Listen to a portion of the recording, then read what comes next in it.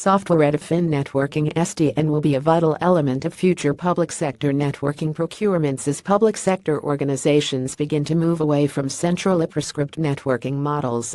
By submitting your personal information, you agree that TechTarget and its partners may contact you regarding relevant content, products, and special offers. You also agree that your personal information may be transferred and processed in the United States, and that you have read and agree to the terms of use and the privacy policy. This was the key message at a Public Sector Connected conference on the future of public sector networks in the UK, at which the Government Digital Service (GDS) was conspicuous by its absence. Reflecting on this, Phil Gibson, chair of Public Sector Network Suppliers Association and OPSIS, said public sector networking policy would no longer be handed down by edict from GDS.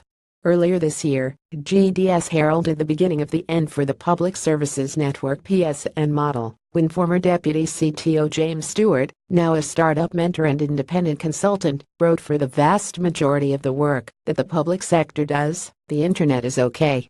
Fundamentally, SDN works by decoupling network control software from switching hardware and running it as virtual instances on industry-standard server hardware. This enables administrators and engineers to build a more flexible, agile and responsive network that is considered ideal for the heavy workloads modern enterprises have to deal with. This well-established approach to network management is now putting down roots in the public sector as well.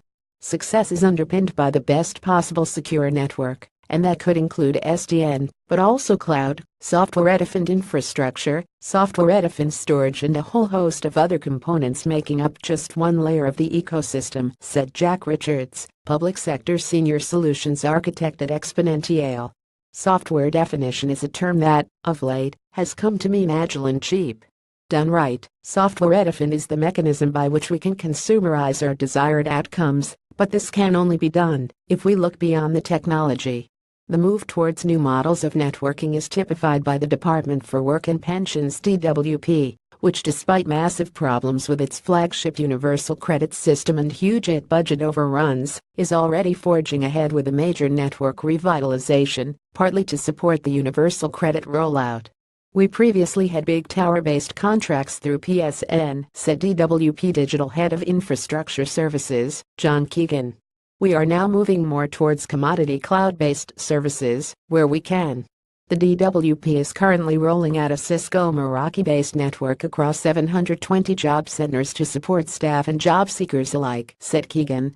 At the same time, it has upped its investment in data center networking, opening 2 new rooms through the Crown Commercial Framework Agreement with ARC Data Centers, and connected these with a BTS high-speed optical fiber network. It has also built a secure cloud exchange gateway at its data centers, peered through one of the UK's main .5% POP providers to get direct connections into Amazon Web Services (Oz), with connections into Azure and the public internet set to follow soon.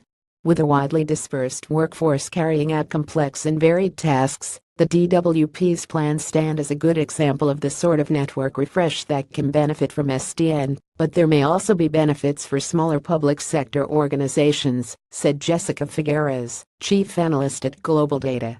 "The trends driving that move away from the PSN philosophy are well entrained," she said. "Fundamentally, it is all about cloud and increasing adoption of public cloud. The old world, with a data center and a bunch of branch offices connected, is becoming less and less the norm, and for public sector organizations smaller than the DWP, this is particularly pertinent. Smaller organizations can get away with doing more on the internet